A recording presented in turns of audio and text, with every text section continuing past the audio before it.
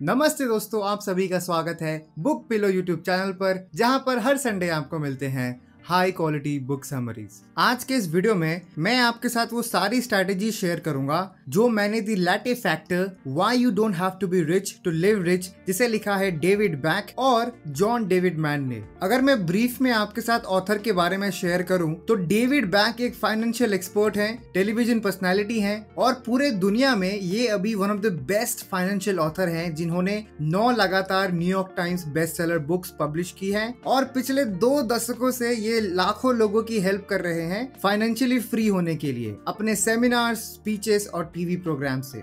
Last time कब ऐसा हुआ था आपके साथ जब आप किसी एक्सपेंसिव मॉल में थे जहां पर सिर्फ एक्सपेंसिव ब्रांड्स के स्टोर होते हैं और उन्हीं किसी स्टोर के बाहर आपने ये सोचा होगा कि यार काश मेरे पास इतने पैसे होते कि मैं यहाँ पे शॉपिंग कर पाता बिना प्राइस टैग देखे। या फिर सोशल मीडिया में आपने देखा कि आपका जिगरी यार ने एक बहुत ही बढ़िया कार ले ली है, उसके पोस्ट पे तो आपने लाइक कर दिया लेकिन ये बात आपको बिल्कुल पसंद नहीं आई और आप इतने जेलस हो गए थे कि आपने गुस्से में आके लाइक दबाया।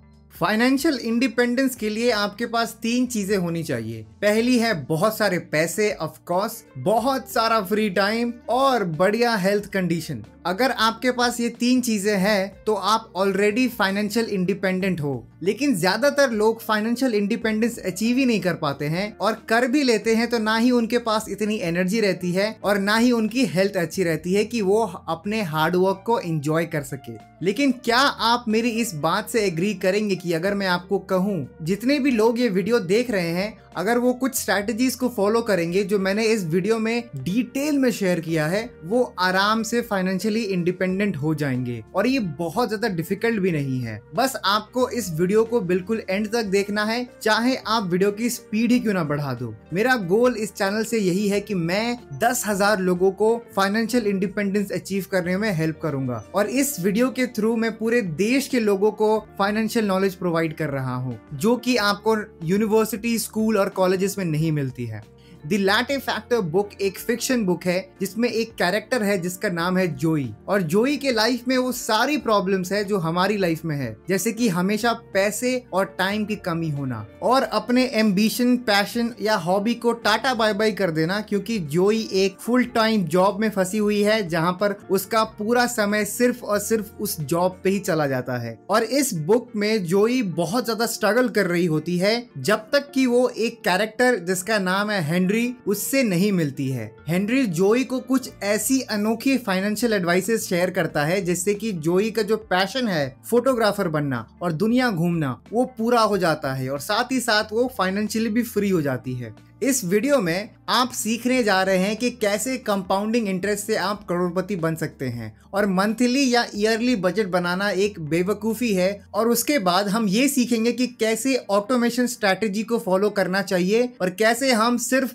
$5 बचाकर यानी ₹350 बचाकर फाइनेंशियल फ्रीडम अचीव कर सकते हैं। जोई एक ट्रैवल मैगजीन कंपनी में काम करती है और वो सिर्फ अभी 27 साल की है और वो न्यूयॉर्क में रहती है। जैसे कि हम सभी को पता है कि New York one of the most expensive cities में आता है कॉस्ट ऑफ लिविंग के बारे में। तो जोई जो भी कमाती है उसमें से कुछ भी वो सेव नहीं कर पाती है और साथ ही साथ जोई के ऊपर स्टूडेंट और क्रेडिट कार्ड लोन भी है, जिस कारण मंथली EMI उसे भरना पड़ता है। एक ट्रैवल मैगजीन कंपनी में काम करने के बावजूद भी वो कहीं पर भी नहीं घूमी है। इसीलिए जोई का सपना यही है कि वो दुनिया घूमे और साथ ही साथ वो एक फोटोग्राफर भी बने। ज्यादातर चीजों की तरह वो कुछ भी एक्सपेंसिव चीजें अफोर्ड नहीं कर सकती, इसीलिए वो ना तो एक बेहतर कैमरा और लेंस खरीद सकती है और पूरा वर्ल्ड टूर करना तो जोई के लिए इम्पॉसिबल है। लेकिन एक दिन जब वो अपने ऑफिस जा रही थी और अपने फेवरेट कैफे से उसने अपना फेवरेट लैटे ऑर्डर किया। लैटे बस एक फैंसी वर्ड है दूध वाली कॉफी की। और जब वो अपने लैटे के लिए वेट कर रही थी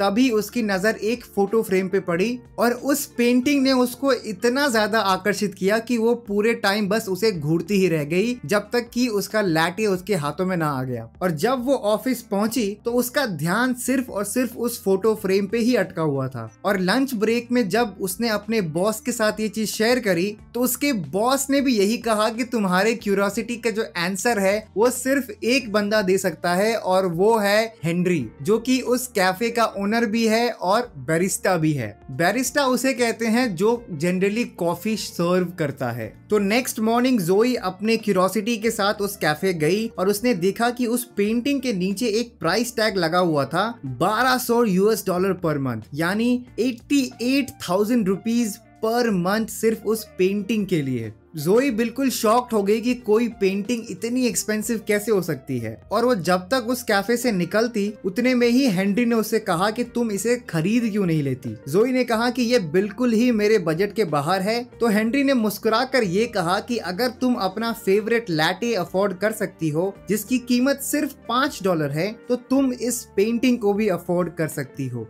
जोई को लगा कि हेनरी उसके साथ मजाक कर रहे हैं और जोई के पास पैसे ना होने के कारण उसका मजाक बना रहे हैं। लेकिन जोई उस लैटे वाली बात के ऊपर पूरा दिन सोचती ही रह गई और उसने ये डिसाइड किया कि नेक्स्ट मॉर्निंग मैं फिर से उस कैफे जाऊंगी और मेरे सारे डाउट्स क्लियर कर लूंगी कि हेनरी का एग्जैक्ट मतलब क्या था जब उन्होंने कहा कि तुम अगर इस कॉफी को अफोर्ड कर सकती हो तो तुम उस पेंटिंग को भी अफोर्ड कर सकती हो। जोई उस कैफे गई और उसने देखा कि हेनरी उस पेंटिंग के नीचे ही खड़े हैं और कुछ देर बातें करने के बाद हेनरी ने कहा कि तुम्हें मैं 3 फाइनेंशियल स्ट्रैटेजी शेयर करूंगा जिससे कि तुम फाइनेंशियली बिल्कुल फ्री हो जाओगी, और मेरा पूरा भरोसा है कि जो भी लोग ये वीडियो देख रहे हैं अगर वो भी इन 3 स्ट्रैटेजी को फॉलो करेंगे तो वो भी इंडिपेंडेंट हो जाएंगे। पहला स्ट्रैटेजी जो हेनरी ने जोई को कहा वो है पे योरसेल्फ फर्स्ट, यानी अपने आप को पे करो सबसे पहले। अगर आपको अमीर बनना है तो आपको अपने इनकम से सबसे पहले जिसे पैसे देने हैं वो है अपने आप को। हेनरी ये कहते हैं कि what pay yourself first mean is that the first person who gets paid is you and you keep that money. In other words you pay yourself the first hour of each day's income.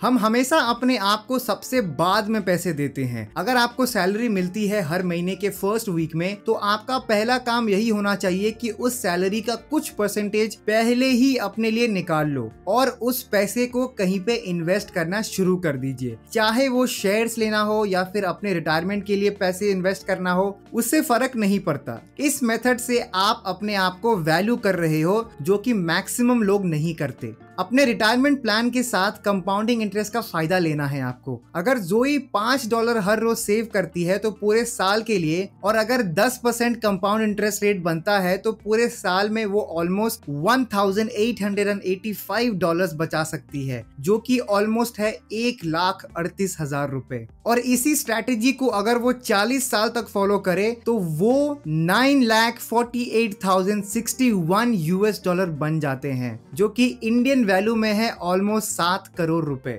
ये तो सिर्फ रही coffee वाली बात। अगर वो ये similar strategy अपने लाइफ के और भी एरियाज में यूज करती है, जैसे कि घर का खाना लेके जाना ऑफिस में, महंगी कार ना खरीदना, बिना वजह शॉपिंग नहीं करना, एक्सपेंसिव शूज, एक्सपेंसिव वेकेशन की प्लानिंग ना करना, और अप्रॉक्स हम मान के चलते हैं कि जोई अगर दिन के $25 सेव करती है तो 40 साल के बाद वो पैसे ऑलमोस्ट $3.4 मिलियन बन जाते हैं, जो कि इंडियन रुपीस में है ऑलमोस्ट 25 करोड़ रुपए। मैं एग्री करता हूं कि ये बहुत ही लॉन्ग टर्म प्रोसेस है, लेकिन ऑथर हेनरी के थ्रू हमें ये समझाने की कोशिश करते हैं कि अगर हम पेशेंस के साथ और एक लॉन्ग स्ट्रैटेजी के साथ बहुत पैसे कमा सकते हैं बिना किसी प्रॉब्लम के। बस हमें कुछ चीजों को कॉम्प्रोमाइज करना है और कुछ चीजों को एड अप करना है अपनी लाइफस्टाइल में और अपनी हैबिट्स में।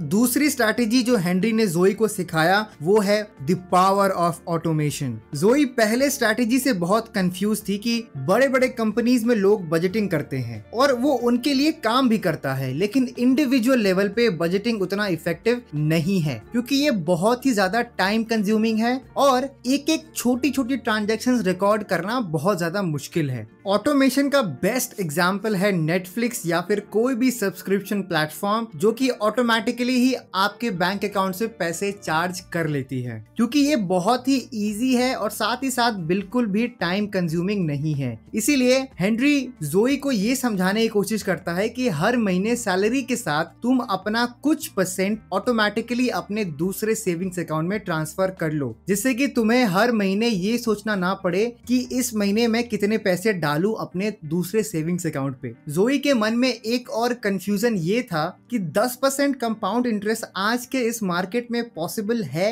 या नहीं। तो इसका जवाब में हेनरी ये कहते हैं कि जब से मार्केट शुरू हुआ है तब से लेकर अभी तक ऑन एन एवरेज 15% का रिटर्न मिला है। हेनरी ये जरूर मानते हैं कि कुछ अप्स एंड डाउन तो होती ही रहती है, लेकिन अगर आप डिसिप्लिन्ड हो और आप लॉन्ग टर्म के लिए सोचते हो तो आप हमेशा बहुत पैसे कमाओगे और साथ ही साथ आप फाइनेंशियल इंडिपेंडेंट भी बन जाओगे बहुत जल्दी, नो मैटर मार्केट कैसा परफॉर्म कर रहा है।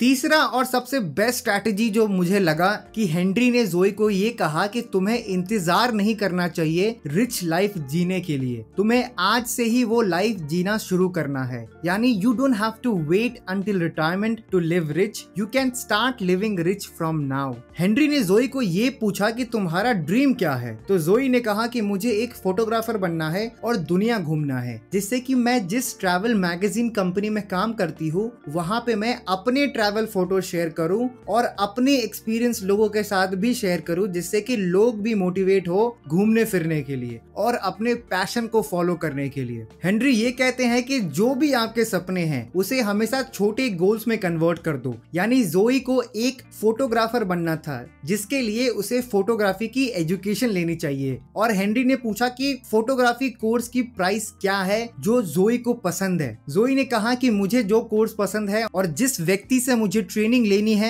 उसका कोर्स की प्राइस है $600। तो हेनरी ने सजेस्ट किया कि तुम 2 सेविंग्स अकाउंट ओपन करो, एक तुम्हारे फोटोग्राफी के लिए और दूसरा तुम्हारे ट्रैवलिंग के लिए। और साथ ही साथ एक और टेक्निक हेनरी ने शेयर किया जिसे कहते हैं रेडिकल सबैटिकल। इसमें आप अपने टाइम को यूज करते हो नो मैटर आप कहां पर हो। यानी हेनरी ने रेकमेंड किया कि तुम अपने बॉस से जाकर ये कहो मैं साल में एक बार रेडिकल सबैटिकल करना चाहती हूँ, जिसका मतलब होता है कि वो किसी और कंट्री में होंगी लेकिन वो सारे काम करेंगी जो अगर वो अपने ऑफिस में होती तो। इससे ना तो कंपनी को प्रॉब्लम होगा और साथ ही साथ जोई का जो सपना है दुनिया घूमने का और फोटोग्राफर बनने का वो भी पूरा हो जाएगा। हेनरी के एडवाइस के साथ ही साथ जोई के बॉस ने भी कुछ मिथ्स उसके साथ शेयर करी, यानी कुछ झूठी बातें रिगार्डिंग पैसे। नंबर 1 मिथ जो जोई के बॉस ने जोई को सिखाया वो ये था कि making more money makes you richer, यानी अगर तुम ज्यादा पैसे कमाओगे तो तुम ज्यादा अमीर बनोगे। लेकिन यहाँ पे ये बिल्कुल ही झूठ बात है। जनरली जो अमीर लोग जो गरीब बन जाते हैं ऐसा नहीं होता है कि उनकी इनकम में कोई असर आता है, प्रॉब्लम उनकी स्पेंडिंग हैबिट्स में है, उनकी इनकम हैबिट्स में नहीं। तो उनका बॉस का मोटिवेशन यही था कि तुम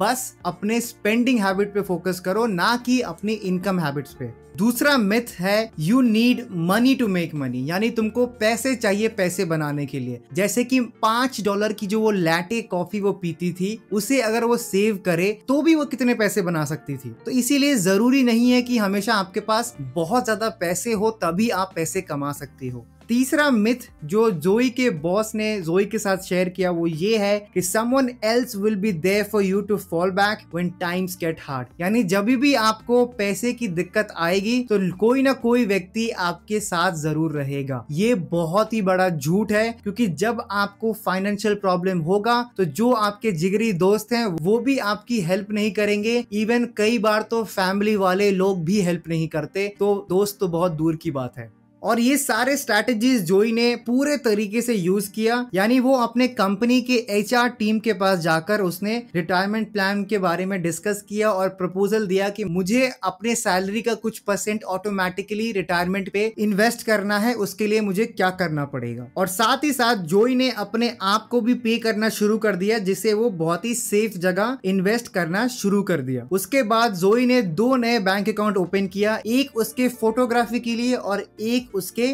घूमने के लिए, और उसने अपने बॉस से भी रेडिकल सबैटिकल यूज करने का परमिशन ले लिया, लेकिन सिर्फ एक शर्त पर, जो है कि उसके बॉस ने कहा कि तुम जहां पर भी जाओगी मेरे लिए कुछ ना कुछ जरूर लेके आना, चाहे वो कुछ छोटी चीज ही क्यों ना हो। और ऐसा जोई ने 3 साल किया, और 3 साल बाद जोई ऑलरेडी ग्रीस और भी कुछ कंट्रीज घूम चुकी थी, और साथ ही साथ बढ़िया फोटोग्राफर बन चुकी थी, जिस वजह से उसकी सैलरी भी बहुत बेहतर हो गई थी और उसके इन्वेस्टमेंट भी काफी बढ़ गए थे। यानी इतना कुछ उसने सीखा बस $5 के लैटे से। इसीलिए इस बुक का नाम भी है द लैटे फैक्टर। तो आज के वीडियो में हमने कमाल की स्ट्रैटेजी सीखी कि हम फाइनेंशियल इंडिपेंडेंस की ओर कैसे बढ़ सकते हैं। मेरा काम अगर आपको पसंद आया तो प्लीज इस वीडियो को लाइक करिए, जिससे कि मुझे मोटिवेशन मिलती है कि मैं आपके लिए और भी ऐसे डिटेल्ड बुक समरीज आपके साथ शेयर करूं, जिससे आप और आपकी हेल्प कर सकूं। मैं आप सभी को रेकमेंड करूंगा कि अगर आप अभी तक वीडियो देख रहे हो तो प्लीज मेक श्योर करिए कि मेरी पर्सनल फाइनेंस प्लेलिस्ट के